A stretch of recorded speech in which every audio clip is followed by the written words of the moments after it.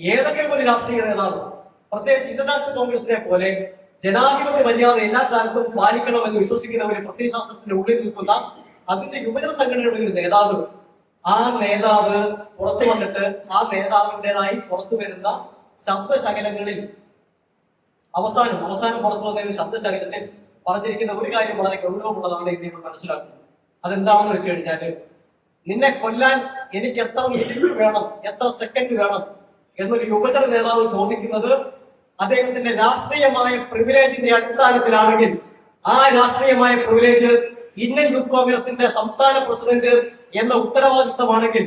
അല്ലെങ്കിൽ ആ പ്രിവിലേജ് ഇവിടുത്തെ ഒരു MLA എന്ന പ്രിവിലേജ് ആണെങ്കിൽ, ആ പ്രിവിലേജ് തിരിച്ചു പിടിക്കാനുള്ള ഉത്തരവാദിത്വവും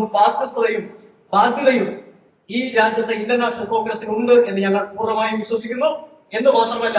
ജനാധിപത്യത്തിൽ വിശ്വസിക്കുന്ന VD സതീശനെ പോലെയുള്ള തീർച്ചയായും ജനപക്ഷത്തിൽ നിൽക്കുന്ന നേതാക്കന്മാർ അത്തരത്തിലുള്ള നിലപാടുകളുമായി മുന്നോട്ട് പോകും എന്ന് തന്നെയാണ് ഞങ്ങൾ വിശ്വസിക്കുന്നത്, ഞങ്ങൾ ഉറച്ചു വിശ്വസിക്കുന്നത്.